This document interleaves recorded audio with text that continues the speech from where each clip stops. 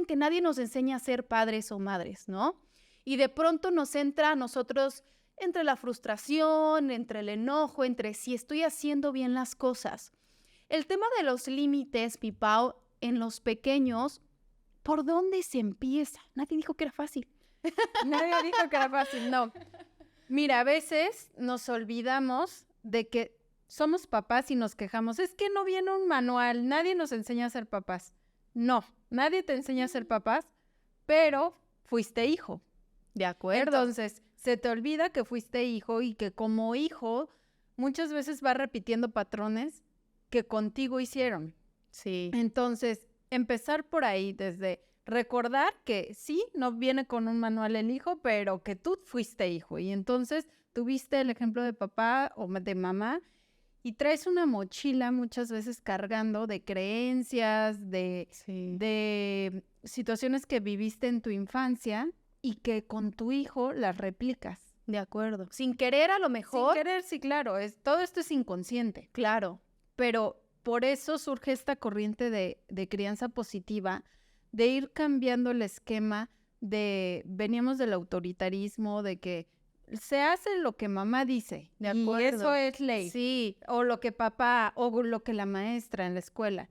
Y ni quien dijera nada. Sí, justamente lo platicábamos que a nosotras nos tocó pues de repente la nalgada o el jalón de pelo, ya sabes, porque así era la educación antes, ¿no? Y ahorita ya viene esa crianza respetuosa o esta crianza positiva. ¿Por qué crees que hubo ese cambio? Que la verdad me parece algo fenomenal, ¿no? Porque como tú dices, pues lo que a nosotros vivimos, pues en los pequeños no tiene que ser replicado. ¿Pero a qué se deberá que hubo esa transformación? Sobre todo va innovando. Claro. Las generaciones van cambiando y pues obviamente la psicología también va cambiando. Entonces se crea esta corriente de John Bowlby que nos dice, no tiene que doler para que aprendas. O sea, antes era para que aprendas a que no tienes que tirar la basura en tal lado, pues la mamá te daba una nalgada. Y entonces veníamos de la creencia de que, para que aprenda tiene que doler.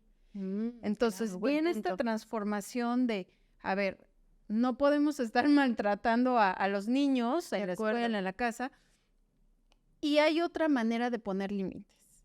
Y esos límites, ¿cómo los vamos a poner?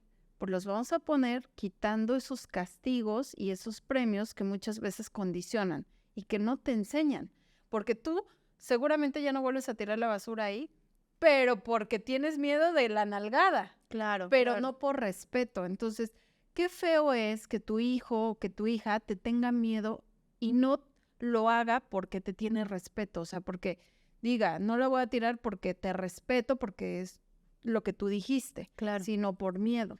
Claro. ¿Y cómo identificar el miedo en los pequeños, no? Porque también depende mucho la edad, ¿no? Hay edades en las que pues apenas van controlando sus emociones y van creciendo, ¿no? Pero ¿cómo identificar ese tipo de miedo? Porque eso también lleva al tema de la autoestima que ya vamos a platicar más adelante, pero ¿cómo identificar o cuáles serían esos foquitos rojos de decir, híjole, creo que algo no estoy haciendo bien? Que tu hijo te tenga miedo lo puedes identificar cuando se pierde la conexión. Por ejemplo, a veces tú le dices, no sé, levanta los zapatos o vamos a hacer la tarea y no te hace caso. Y llega el tío, el papá, otra persona y te dice, es que a mí sí me hace caso. Sí, claro. Eso indica porque con esa persona está conectando. Contigo, a lo mejor en ese momento perdió la conexión. ¿Y qué necesitamos cuando alguien pierde la conexión? Volver a conectar. Entonces, si ya me estoy dando cuenta que antes me hacía caso, pero ahora no, algo está pasando en mi vínculo con mi hijo o con mi hija que necesito volver a restaurar. De acuerdo. ¿Y crees que el acompañamiento, en este caso con alguna psicóloga, podría ser un nexo para conectar? Podría ser llegar a terapia para volver a conectar, pero también lo podemos hacer de manera consciente. Si tú ya eres consciente de que perdiste la conexión en ese momento con tu hijo, la puedes volver a construir. ¿Y cómo la vas a construir? Dedicándole tiempo. Yo siempre les digo, no necesitas dedicarle 1 hora, 10 horas, 5 horas. Con que le dediques 10 minutos de calidad, 10 minutos que sean él o ella y tú, como padre de familia, con eso es suficiente. Y que en esos 10 minutos sea fuera celular, fuera otras personas, Sí. solo es momento de ustedes dos y conectan y se ven y juegan y se ríen. Y si alguien se equivoca, no pasa nada, vuelven a acuerdo. empezar y se sientan a la misma altura. Entonces, eso va a fortalecer el vínculo y va a hacer que también tu hijo o tu hija, pues, tenga un apego, tenga seguridad, tenga confianza y retome otra vez el volverte a hacer caso. ¿Qué tan importante es, Pau, el tema de la comunicación? Porque podrás decir, no, a ver, mi pequeño tiene 1 año, 2 años, pero a ver, todos tienen una manera de comunicarte, ¿no? Otros, a lo mejor cuando están muy chiquitos es con el llanto, después, pues a lo mejor es cuando está contento, o luego empieza con las palabras. En mi caso, Alesa, pues ella ya se empieza a dar a entender, o sea, ella ya me dice cuando algo le molesta o cuando está enojada, ¿no? Entonces, poco a poco llega a ser un poco más fácil, ¿no? Identificar cuando algo pasa, pero bien lo dices, el tema de la comunicación es básica, ¿no? Porque también cuando ya te empiezan a ver con ese miedo, ¿no? Empiezan también a tener como que esa autoestima de mamá no me escucha, mamá no me atiende, ¿no? Y se empiezan a tornar actitudes diferentes. ¿Estás de acuerdo con eso? Sí, es muy importante la comunicación asertiva. Y cómo, cuando nosotros queremos ponerles límites, por ejemplo, ahorita que hablemos un poco de los berrinches y de todo lo que va pasando, el cómo comunicamos es llave esencial para que nos hagan o no nos hagan O caso. sea, de ahí parte. De ahí parte. O sea, lo primero sería la conexión. Y lo segundo es cómo comunicamos.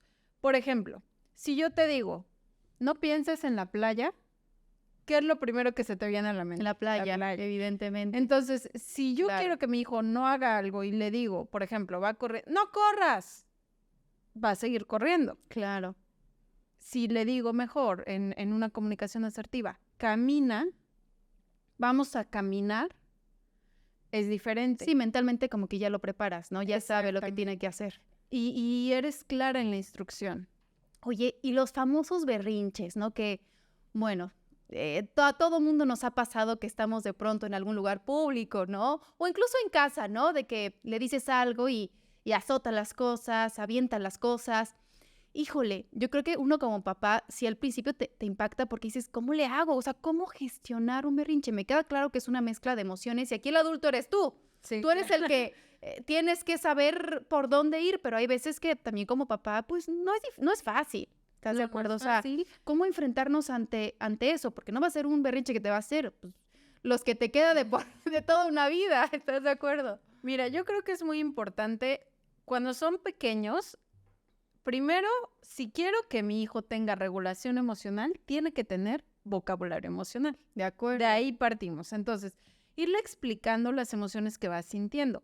Cuando es un bebé y cuando apenas está en brazos, solamente tiene emociones básicas, que son las que conocemos por la película Intensamente. Sí, son esas. de acuerdo. Pero a medida que va creciendo, por ejemplo, a los 2, a los 3 años, empiezan a incorporarse nuevas emociones como es la frustración, como son, por ejemplo, los celos cuando hay algún hermanito. Claro. Entonces, eso va detonando que él, a través de un berrinche, demuestre que está frustrado o que está enojado o que, no sé, o que está muy triste. ¿Y por qué pasa esto?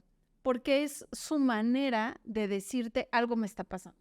Él todavía no sabe, es un niño y no sabe cómo es la manera correcta para demostrar su ira o para demostrar su frustración. Claro. Entonces lo hace pues a través del berrinche. Ahí como papá lo que tenemos que hacer es tomar y decirle, a ver, entiendo que estás frustrado o entiendo que estás muy enojada, pero no me puedes aventar las cosas, no me puedes morder, no me puedes pegar, no puedes romper las cosas. Entonces, la primera manera para poder gestionar un berrinche es empatizar. Y empatizar implica legitimar sus emociones. Ponerle nombre a lo que está sintiendo y decirle, él te entiendo. Claro. Ya que la persona o el niño, ok, me entiende, pero quiere seguir llorando, quiere seguir gritando, sí tenemos que darle como su espacio. Darle su espacio. A veces cuando, por ejemplo, están muy enojados o muy frustrados, queremos contenerlos y agarrarlos. Pero no es lo más adecuado. ¿Por qué? Cuando tú estás muy enojada y alguien te agarra, ¿qué haces? Lo avientas, sí, ¿no? sí. Entonces, por ejemplo, si estás en tu casa y te está haciendo un berrinche, déjalo y acompáñalo.